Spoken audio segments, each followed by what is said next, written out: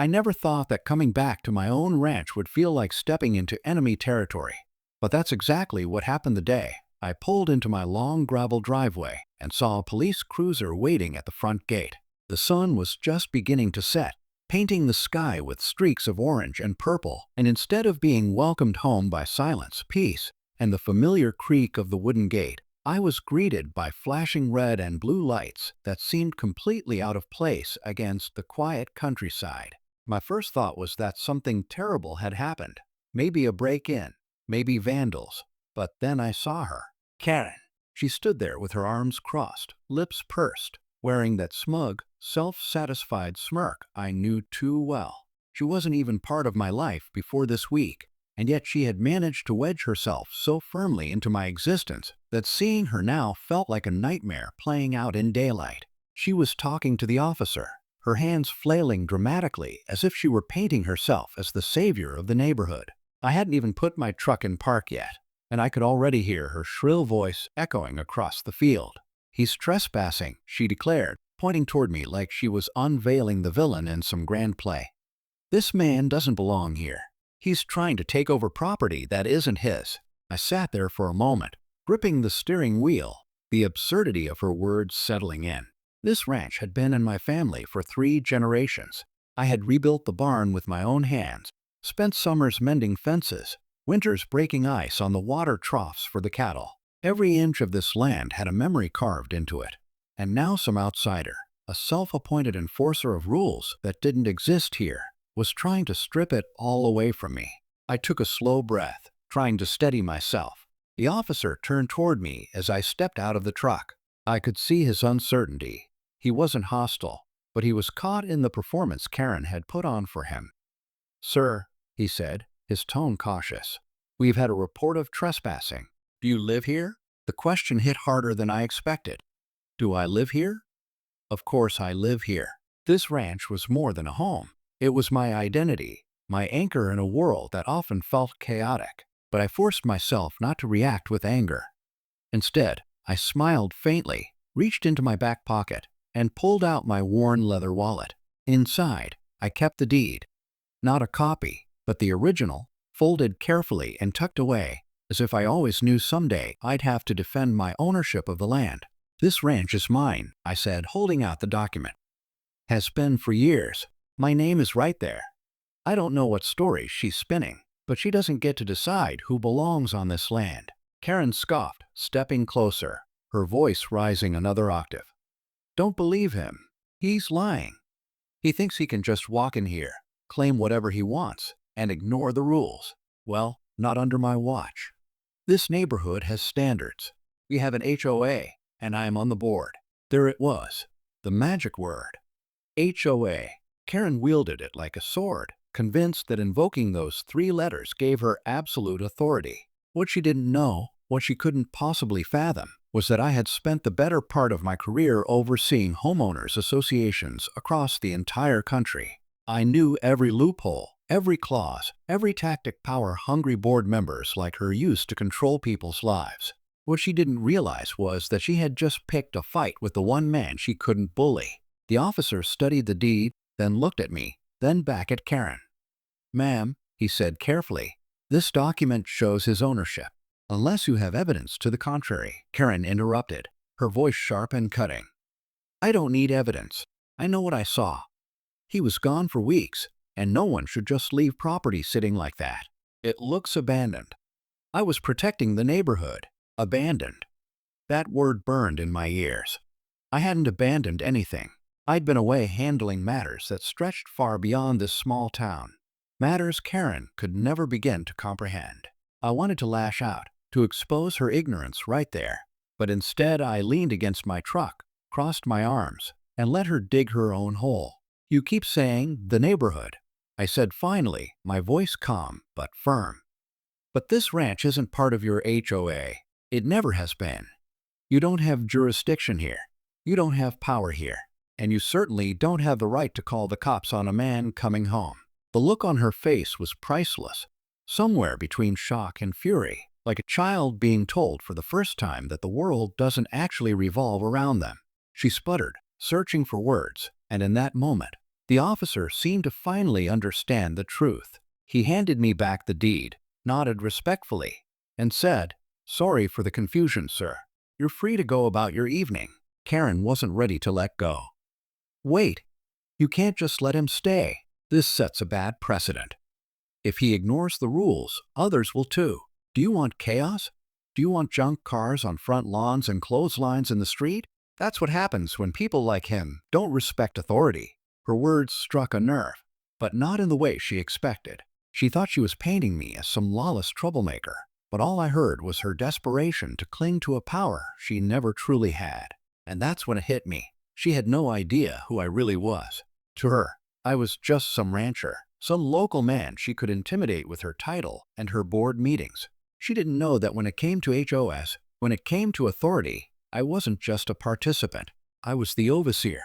I didn't say it yet. That revelation would come later, at the right moment.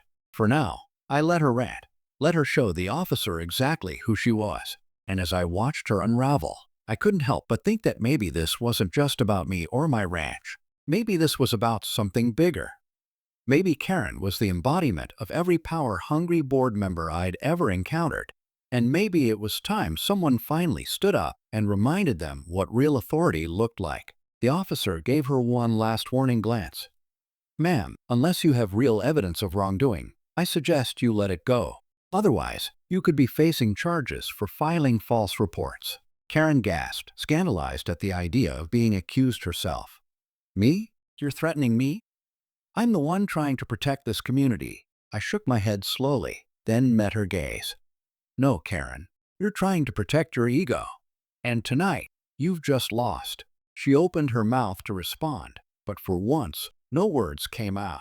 She stood there trembling, torn between rage and disbelief, and I realized something important. This was only the beginning. Karen wasn't the type to back down after one defeat. She would come at me again, stronger, more determined, convinced that she could still win. And when she did, I would be ready. Because unlike her, I knew the game better than anyone else. That night, as the officer drove away and the last light faded from the sky, I walked across the ranch yard, hearing the crunch of gravel beneath my boots. The air smelled of cedar and hay, grounding me in the life I had built here.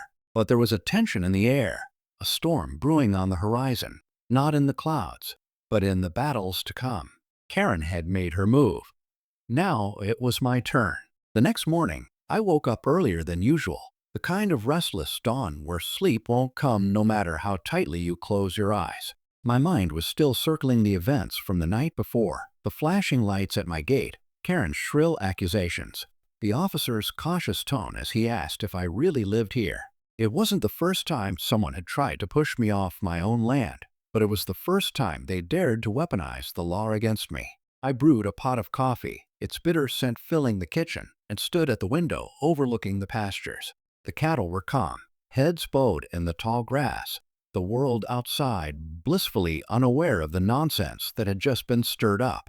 The ranch was supposed to be my escape, a place where peace stretched out as wide as the horizon.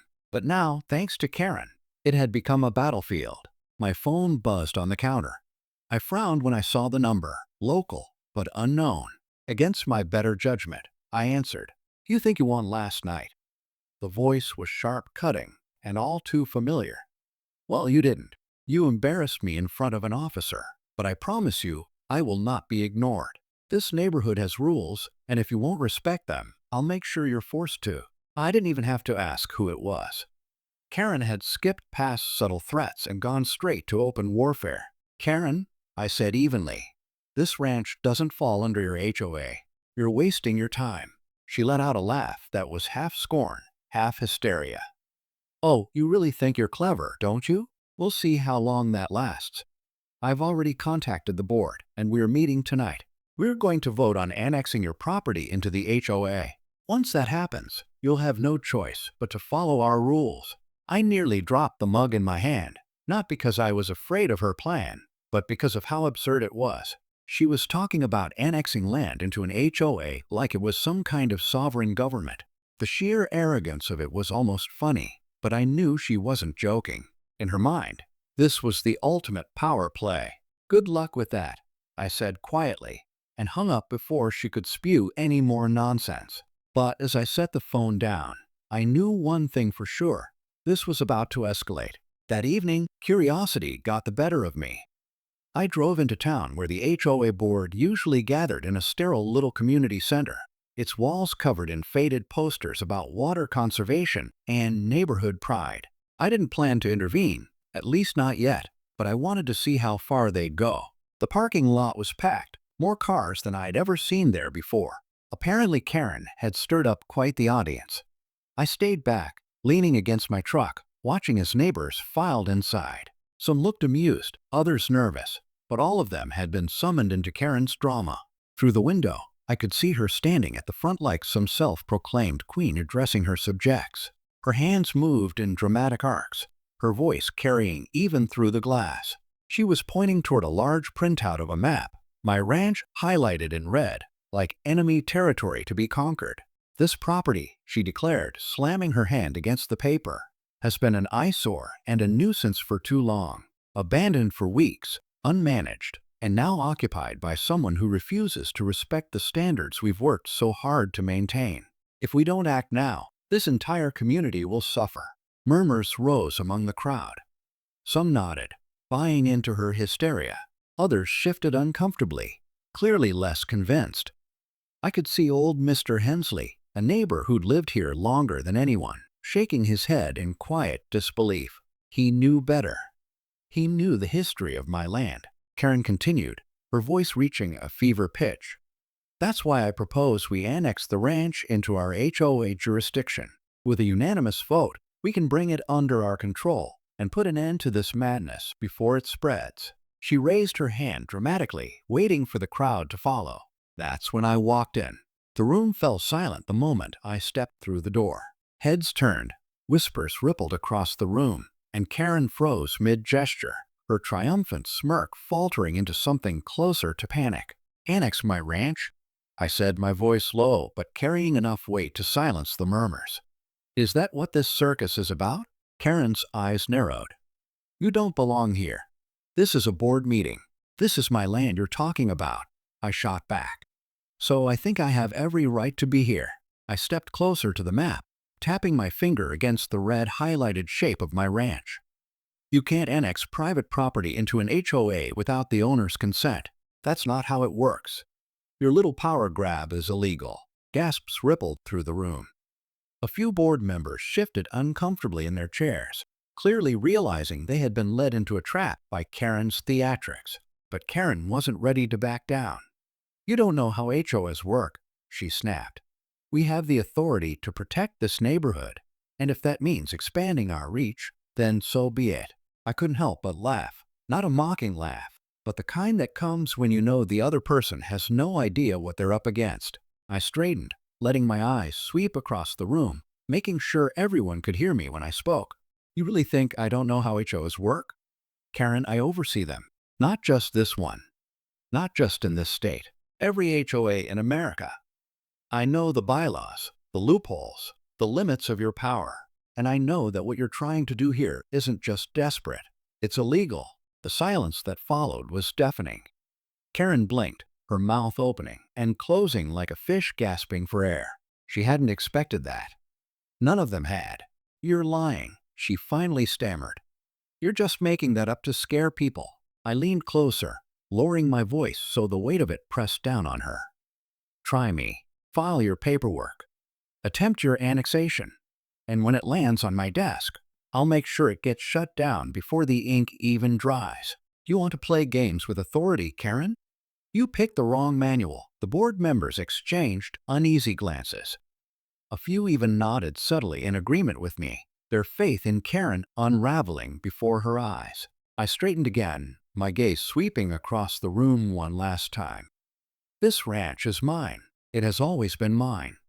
And no amount of votes or power trips will ever change that.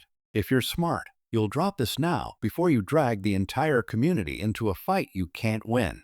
Then I turned and walked out, leaving the stunned silence behind me. As I stepped into the cool night air, I felt a shift. The balance of power had changed. Karen wasn't done, not by a long shot, but now she knew who she was up against. And I had made one thing very clear. This wasn't just a neighborhood squabble. This was war. And in the world of HOS, I was the one holding all the cards. The night after the board meeting, I could hardly sleep. I sat on the porch with a lantern burning low, listening to the crickets and the occasional rustle of coyotes out in the distance. The ranch was quiet, but my mind wasn't. Karen had shown her hand, and I'd counted, but I knew her type. She wasn't the sort to lick her wounds and retreat. No, she would regroup, re-strategize, and come back swinging twice as hard. And I was right. At dawn, I saddled up one of my horses and rode out across the property, wanting to clear my head and make sure everything was in order. The land was mine, but with Karen stirring up trouble, I had this gnawing suspicion she'd try to sabotage more than just meetings. When I reached the northern fence line, that suspicion became reality. The barbed wire had been cut. Fresh tracks in the dirt showed where someone had pushed through, leaving a wide opening. A trail of footprints, 2 sets, by the looks of it, led across the pasture. And then I saw them. My cattle, scattered and wandering toward the road, vulnerable to passing traffic or anyone looking to cause trouble. I clenched my jaw. This wasn't an accident. Karen had escalated. I spent the next 2 hours rounding the herd back up, repairing the fence enough to hold until I could replace the wire. My hands were raw, my shirt damp with sweat, but my anger burned hotter than the sun overhead. I didn't need evidence beyond what I'd seen. The cut was too clean, too intentional, but proving Karen's hand in it would be another matter.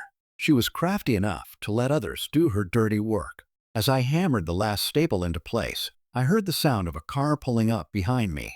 I turned, wiping my forehead, and there she was, Karen, sitting smugly behind the wheel of her pristine SUV.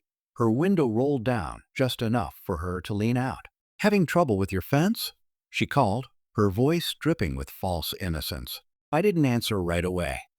I walked over slowly, resting my hands on the top rail of the repaired post. "You wouldn't happen to know anything about how it got cut, would you?" Her smile widened shark-like. "Oh, I wouldn't dream of trespassing. That would be against the rules." She paused just long enough to let the irony sink in. "But accidents happen, you know. Maybe if you joined the HOA, we could help you with maintenance. These kinds of problems wouldn't fall entirely on your shoulders." I barked out a laugh, sharp, humorless. "You think cutting my fence and scattering my herd is going to convince me to join your little kingdom?" Her eyes flashed, her facade slipping for just a moment. "Watch your words. I'm offering you an olive branch.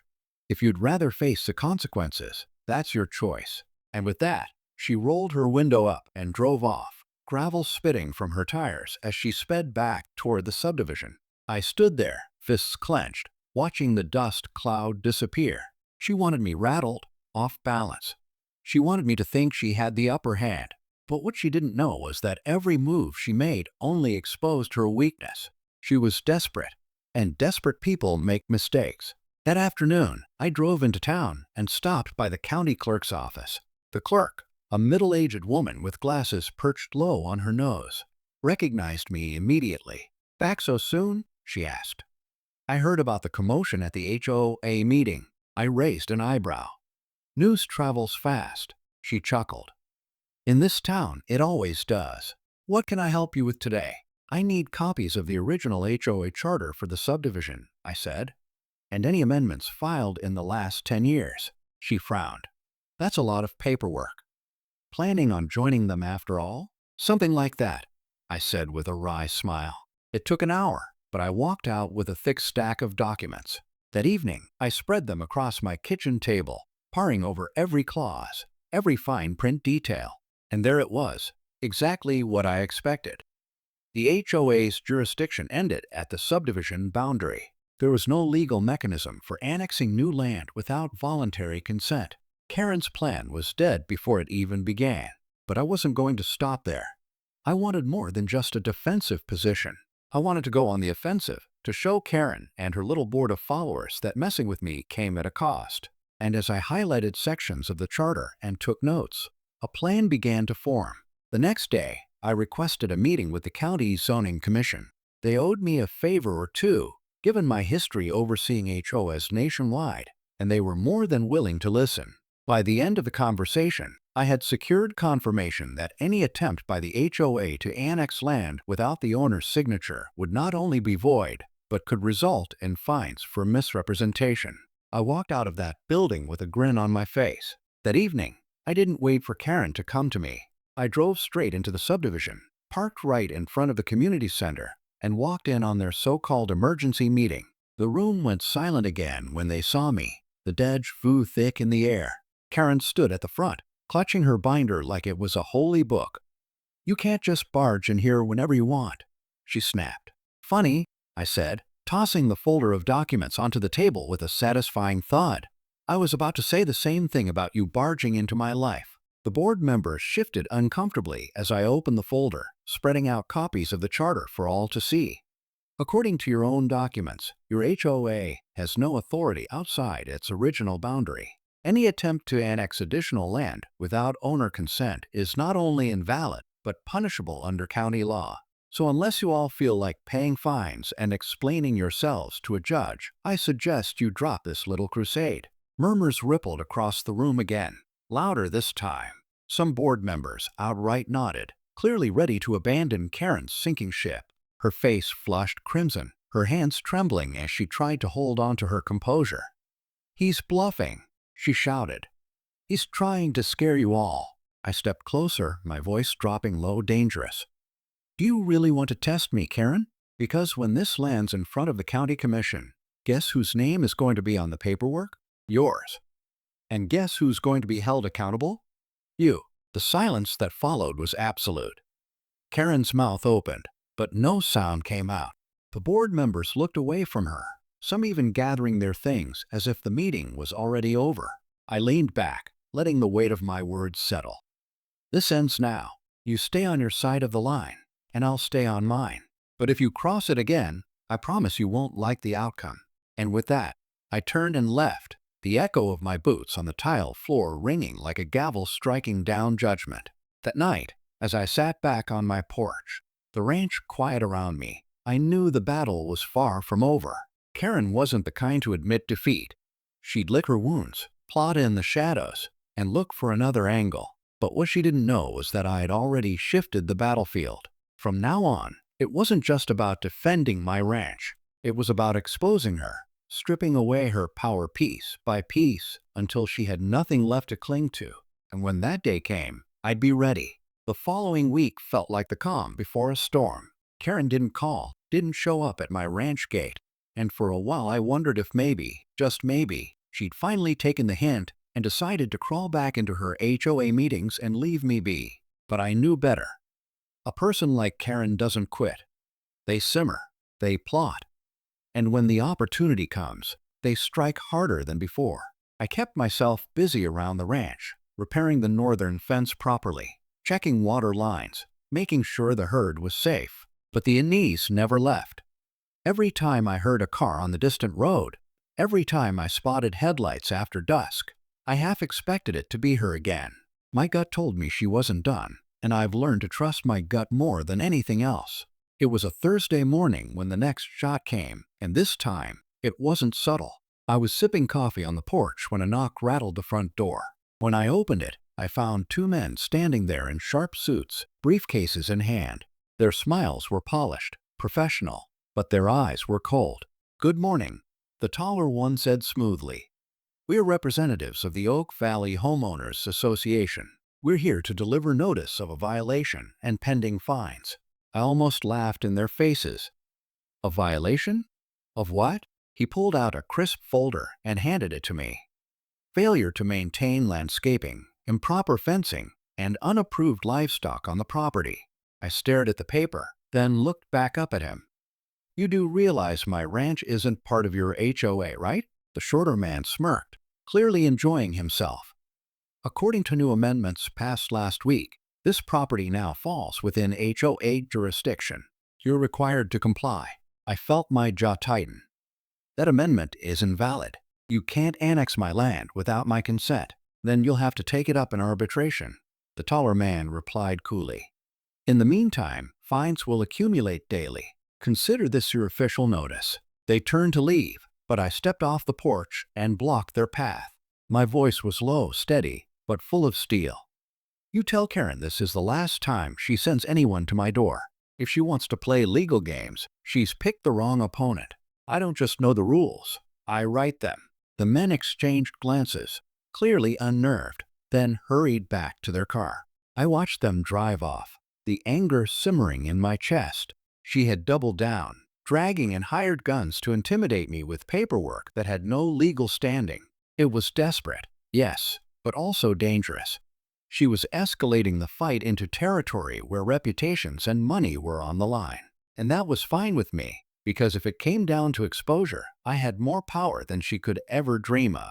That evening, I went back to my kitchen table, spread the fake violations across the wood, and began preparing my response. Not just to her, but to the entire board.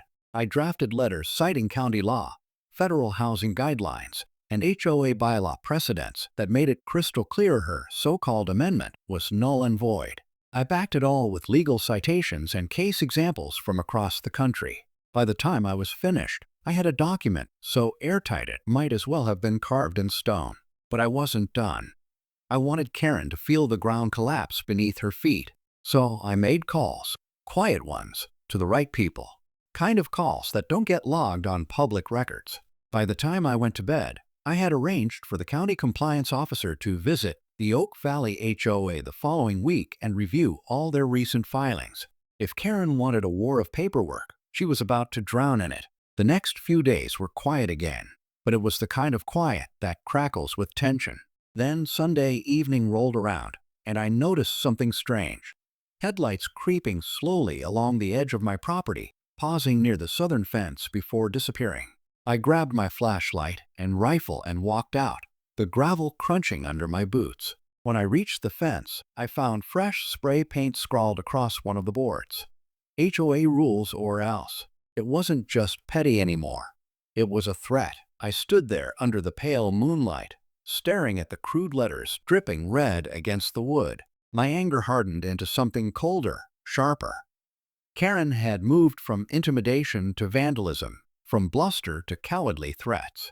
And that told me one thing. She was losing control. The next morning, I called the sheriff. He came out, took photos, and filed a report. But when I mentioned Karen's name, he shifted uncomfortably. "Look," he said, rubbing the back of his neck. "I've had run-ins with her before. She's persuasive, has friends in town. You really think she's behind this?" I met his eyes and spoke without hesitation. "I don't think. I know, and I intend to prove it." He sighed, clearly not wanting to get dragged into a neighborhood feud, but he promised to keep an eye out. After he left, I stood at the fence, running my hand over the rough wood. They wanted me scared. They wanted me silent. But fear was the last thing I felt. What I felt was resolve. That evening, I went into town again, not to the county offices this time, but to a diner where locals gathered. Word had spread about Karen's antics, and people were curious, whispering about the rancher who stood up to the HOA queen. I sat down at the counter, ordered coffee, and when the first brave soul asked me about it, I told them the truth. I didn't embellish. I didn't rant. I laid out the facts, the false reports, the illegal annexation attempts, the threats. By the time I was finished, half the diner was leaning in, listening, and I could see it in their eyes. Karen's power wasn't what she thought it was. People were tired. Tired of her rules, her control, her constant meddling. I had given them a voice, and now they were ready to use it. As I drove back to the ranch that night, the stars burning bright above, I realized something important. This fight wasn't just mine anymore. Karen had picked a battle with me, but in doing so, she'd exposed herself to the whole community. And together, we were going to bring her down. The night after I spoke in the diner, I realized something had shifted. For weeks, Karen had been the one pulling strings, manipulating people, convincing them her way was the only way. But now the tide was turning. Neighbors were whispering about her behind her back, questioning her authority, wondering if maybe the woman who claimed to protect the neighborhood was really just protecting her own ego. Still, I knew better than to get comfortable. A wounded animal is the most dangerous kind, and Karen had just been wounded in the one place she couldn't stand it, her reputation. The next morning, as I walked out to the barn, I noticed something odd on the ground near the mailbox. An envelope, sealed, No stamp, no return address. I picked it up, tore it open, and found a single sheet of paper inside. YOUDO and belong here, leave an OW or PAYTHE price. The letters were cut from magazines, pasted together like some cliché ransom note. For a moment, I almost laughed at how ridiculous it looked, but the laugh never quite came. This wasn't just childish. It was dangerous.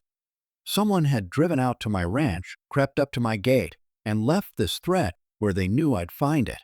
I folded the paper carefully, slipped it back into the envelope, and tucked it into my jacket. Karen thought intimidation would push me out, but all it did was harden my resolve. By noon, I was back at the county offices, handing the letter to the sheriff. He frowned as he studied it, his mustache twitching with unease. "This is serious," he said. "You're sure this ties back to Karen?" I leaned forward. "She's behind everything else. Who else would have the motivation?" He didn't argue. He just sighed, set the letter aside, and promised to open an investigation. But I could see it in his eyes. He didn't think the system could handle someone like her.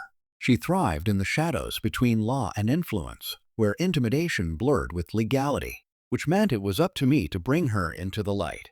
That evening, I got another call, this time from an old friend of mine, Thomas, a lawyer I'd worked with on HOA cases across the country. When I told him what was happening, he chuckled darkly. "Sounds like you've got yourself a classic Karen," he said. "You want me to come down there?" "Not yet," I replied. "But I might need you soon. Right now, I need information. Anything that ties her to misconduct, financial or otherwise." He promised to dig, and I knew when Thomas promised, he delivered. Meanwhile, I turned my focus back to the community. If Karen thought she could isolate me, she was mistaken. The people were starting to see her for what she was, and I wasn't going to waste that momentum. 2 nights later, I called a meeting, not in the sterile community center she controlled, but at the old town hall, a place with history and weight behind it. I put out word quietly, spreading through neighbors I trusted, and when the evening came, more than 40 people showed up. I stood at the front, hands resting on the podium, and looked out at the faces before me. Farmers, shopkeepers, young families, retirees, they all had one thing in common. They were tired of living under Karen's thumb. "I didn't call you here to stir up trouble," I began. "I called you here because trouble already found us. You've all seen what's happening. False reports, intimidation, vandalism, threats. This isn't about protecting the neighborhood. This is about control. Karen wants power, and she's willing to cross every line to get it. But she doesn't own us. She doesn't own this land, and it's time we remind her of that." A murmur of agreement rippled through the crowd. I held up the folder of documents I'd prepared. "This is proof that everything she's tried to do is illegal. The annexation? Void. The fines? Worthless. Every scare tactic she's thrown at me is built on lies. And if she can do it to me, she can do it to any one of you. That's why we can't just let this go." An older man in the front row, Mr. Hensley, who'd lived here longer than anyone, raised his hand. "So what do we do?" I looked around the room, meeting each pair of eyes. "We fight back, together. We demand a full audit of the HOA's finances and decisions. We bring in the county compliance officer to review their actions. And if Karen tries to stop us, we expose every dirty trick she's ever pulled. She wants a war? Then let's give her one she can't win." The room erupted in applause, louder than I'd expected. People were hungry for change, for someone to stand up and lead the charge. And for the first time, I realized this wasn't just about me and my ranch anymore. This was about everyone Karen had bullied, silenced, or controlled. After the meeting, folks came up to shake my hand, share stories of their own run-ins with her. A family told me how she fined them for having their kid spikes on the front lawn. An elderly couple said she threatened to sue them over a bird bath she claimed was unapproved. One man admitted she'd tried to strong-arm him into selling his property at a discount so she could beautify the neighborhood. Piece by piece, her empire of intimidation was being exposed. The next day, I filed the paperwork for a formal petition demanding a financial audit of the Oak Valley HOA. With the signatures of dozens of residents backing it, the county had no choice but to take it seriously. Karen's iron grip was starting to crack. But just when I thought I'd cornered her, she showed me how far she was willing to go. Late one night, I heard tires crunching on the gravel outside. I grabbed my rifle and stepped out onto the porch, the lantern light spilling across the yard. A pickup truck sat idling at the gate, its headlights glaring. Then, with a squeal of tires, it lurched forward, smashing through the wooden gate and barreling onto my property. I raised the rifle, but the truck swerved wildly, tearing across the field before skidding back onto the road and disappearing into the night. In its wake, the gate lay splintered, my property violated yet again. And nailed to one of the broken posts was another message, spray painted in bold red. "YO you can't WIN." I stood there in the night air, the smell of gasoline still lingering, my fists clenched so tight my knuckles ached. Karen had crossed the line from intimidation into outright criminal acts. And that was her mistake, because now I wasn't just defending my ranch. I was going to bring her down, publicly, completely, and with no way for her to claw back power. This war was about to end, one way or another. They say the darkest hour is right before the dawn, but for me it felt like the longest night. After the truck smashed through my gate, after the spray-painted threats, the town was a pressure cooker ready to blow. The sheriff increased patrols, the county compliance officer started asking questions, and the petition for a financial audit gained steam faster than anyone expected.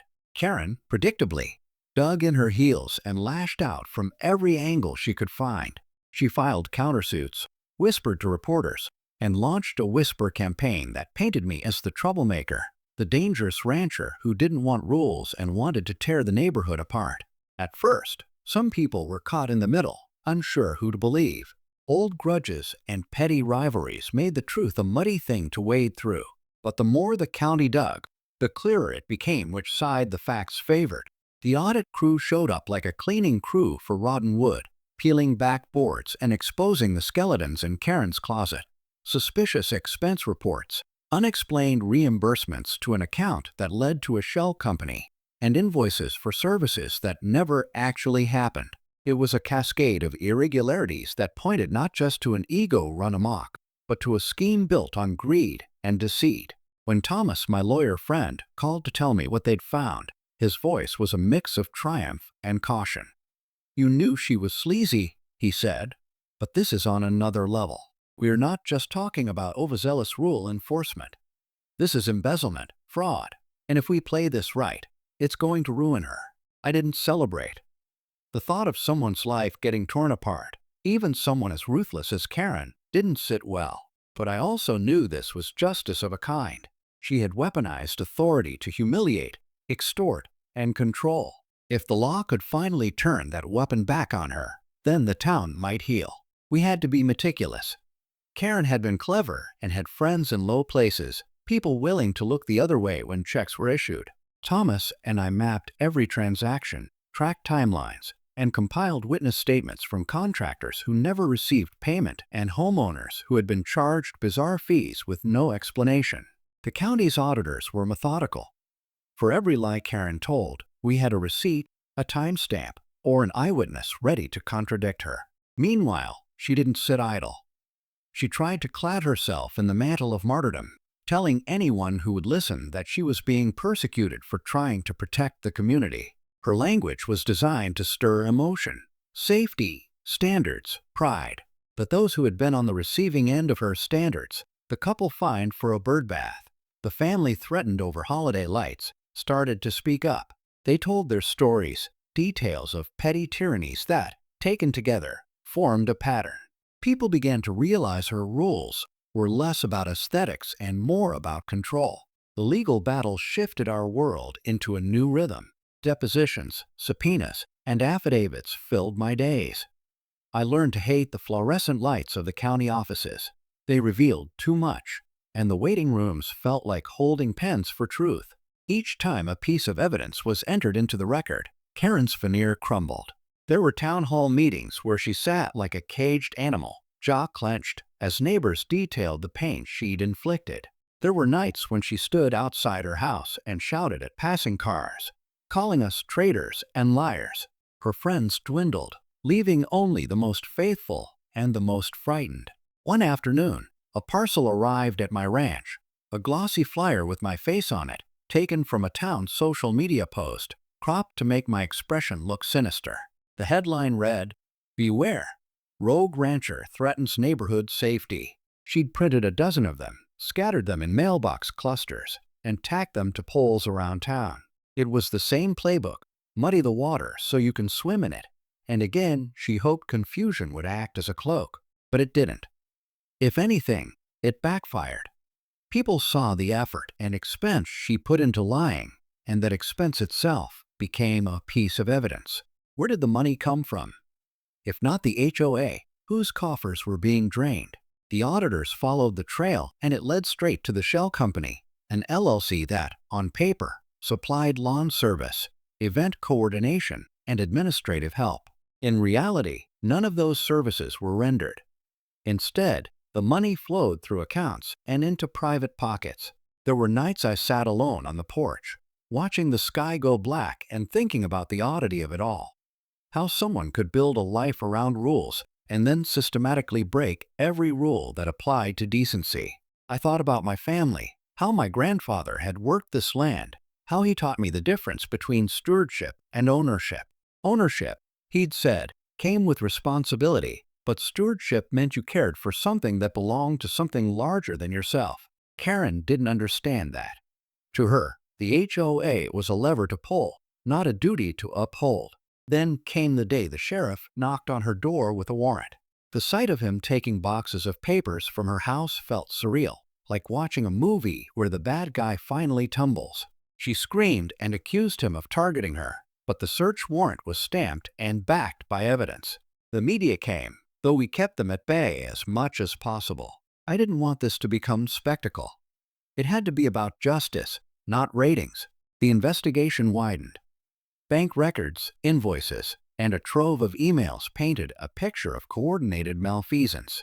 There was evidence that Karen had used HOA funds to pay for a second home's landscaping, for private school tuition, and for vacations that were billed as community outreach. It was grotesque in its banality. Each discovery felt like removing another rotten tooth. But all this legal bloodletting did not mean she gave up her capacity for cruelty. In court filings that read like a revenge novel, she accused me of trespass, harassment, and defamation. The filings were thin, designed to delay and to frighten witnesses. She sought protective orders, emergency injunctions, and gag orders. It was all theater, blunt instruments meant to buy her time. The judge, to his credit, saw through the smoke and granted motions based on the weight of evidence. Most of her desperate legal maneuvers were dismissed as frivolous. Still, the personal attacks stung. Old friends of mine who preferred to stay out of the mire received nasty letters, anonymous threats, and social media harassment. A contractor who had testified against her found his truck slashed. The pattern of intimidation escalated in small, sinister ways meant to whisper fear into hearts. It was then I realized that holding people accountable for their abuse of power requires not only evidence but courage. People need a safe space to stand up, and someone to stand with them when they do. So I stood with them. I organized more meetings, not to rally for vengeance, but to create systems where the HOA could never again operate in such opacity.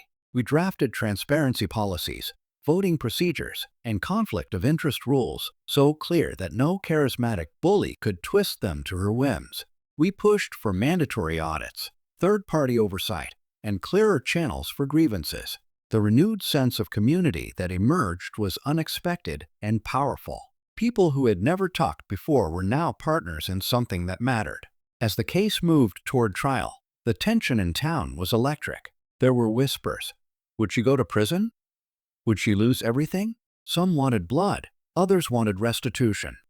What I wanted was simple: accountability and a future where people could live under rules that protected them rather than punished them.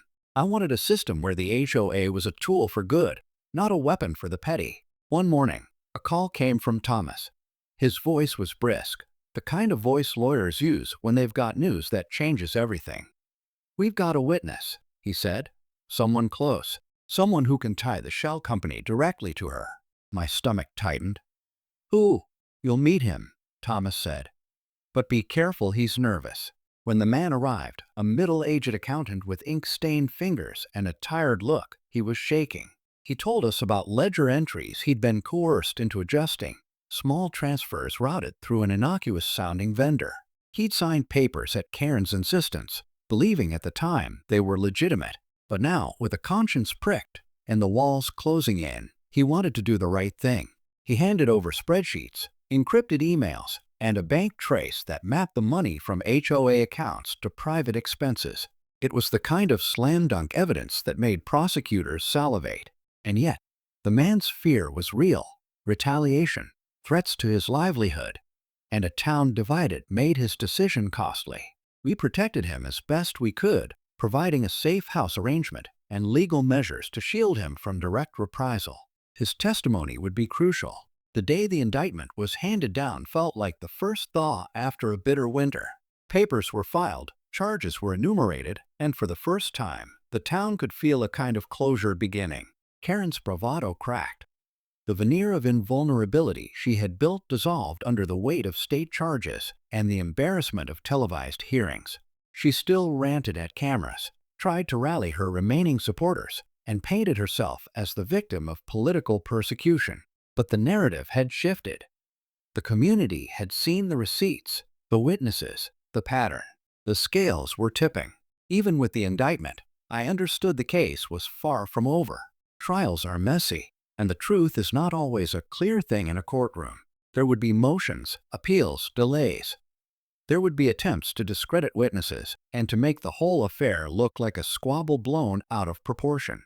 But for the first time since she'd shown up at my gate, I felt a lightness I hadn't expected. The fight had become about more than property lines and pride. It had become about restoring trust to a place that had been hollowed out by one woman's hunger for control. As I walked the land that evening, the sun low and forgiving, I thought of the people who had risked their safety to tell the truth. I thought of my grandfather's voice, stewardship, and realized this was what he'd meant. We were keeping watch, not to own, but to guard the greater good. Karen would have her day in court. She would have her chance to answer for what she'd done. And whatever the outcome, the town would never be the same. The HOA system we rebuilt would be stronger, transparent, and built for the community, not for one woman's empire. But there was one more thing I needed to do, one more move to make before the final curtain. The evidence was stacked. The witnesses were ready. It was time to make sure everyone, neighbors, county officials, and the judge understood not just the letter of the law, but the human cost of her reign. I had a statement to prepare, testimony to give, and a town to stand with. The endgame was near. I could feel it in my bones. The day of the trial was unlike any other day I had ever lived. For months, the community had carried this quiet tension, this sense that something immense was about to break, but no one wanted to say it out loud. On that morning, as I put on my jacket and stepped into the crisp air, I could feel the weight pressing down on everyone. The courthouse was just a few miles away, yet the journey there felt like walking into history itself, like the whole future of the ranch, the town, and even the idea of what an HOA should stand for rested on the outcome.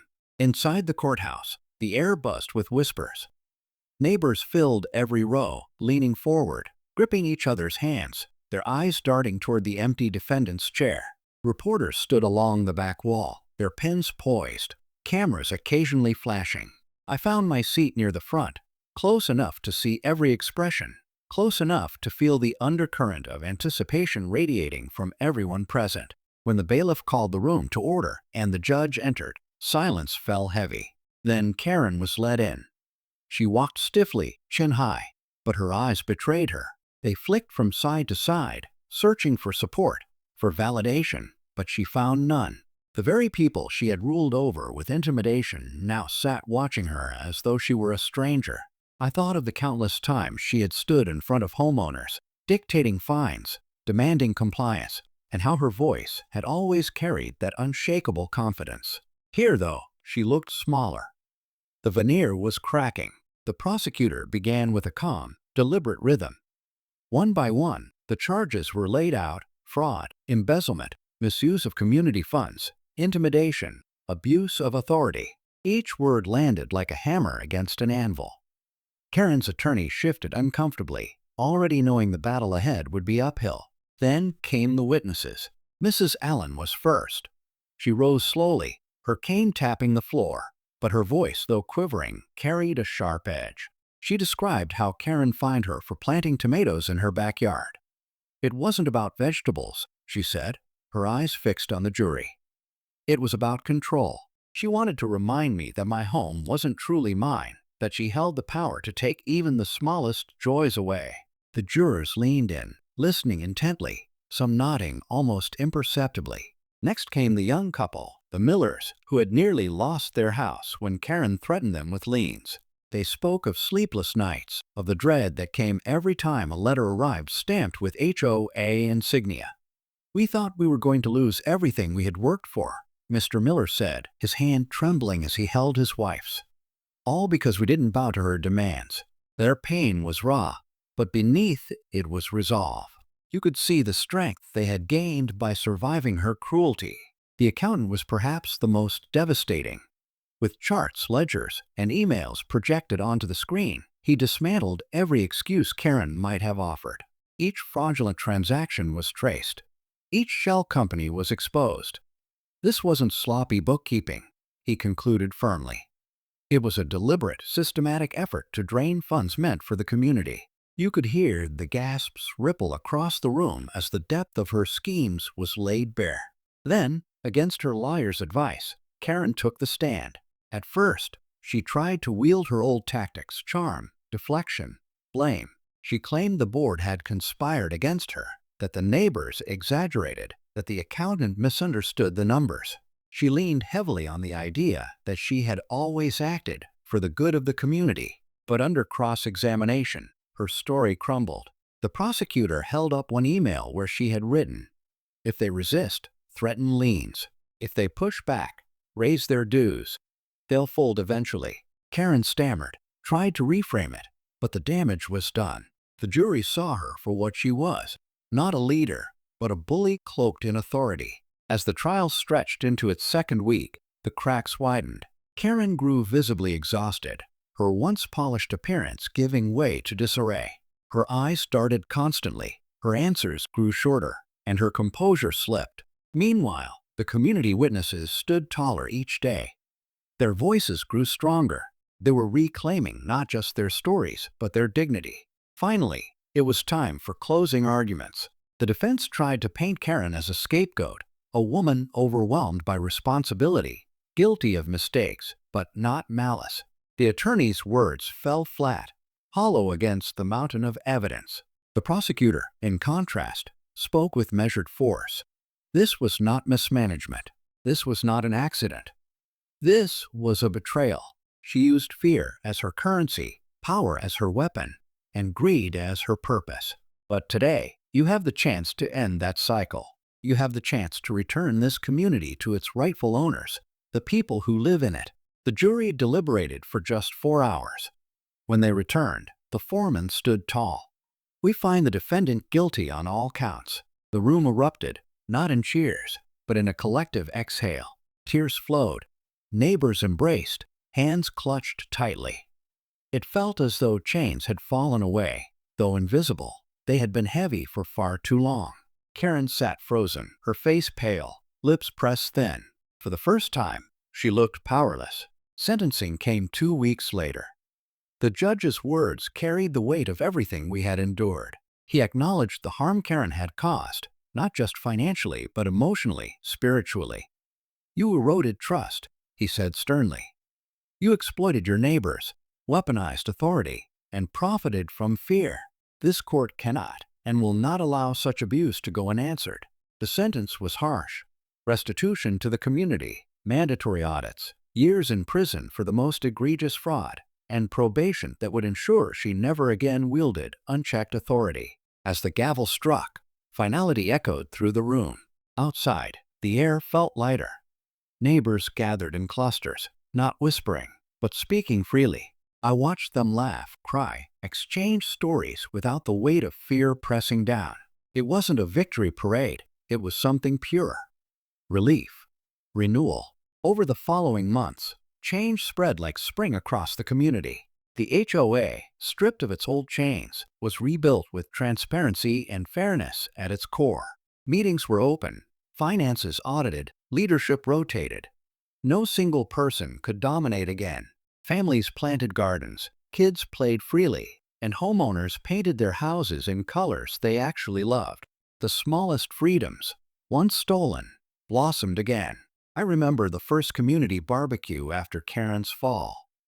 The air was thick with the smell of grilled corn and smoked brisket. Children chased each other across the field. Neighbors swapped recipes. Laughter echoed. For the first time, the gathering felt real, not forced, not policed, but genuine. People didn't just live next to each other anymore. They lived with each other. As for me, I returned to the ranch. The land greeted me like an old friend, wide, patient, forgiving. The cattle grazed in peace. The fences stood strong, and the porch once again became my sanctuary. At dusk, when the sky bled into shades of orange and purple, I'd sit there and think about everything we had endured. I planted a row of saplings along the northern fence, slender, fragile things at first glance. Yet I knew, with time and care, they'd grow tall and strong, casting shade for generations to come. As I pressed each one into the earth, I thought of my grandfather's words. You don't own the land. You care for it. You keep it safe for those who come after you. That night, beneath a sky thick with stars, I felt something I hadn't in years, peace. Not the fragile quiet of fear, but the deep, steady calm of knowing the storm had passed.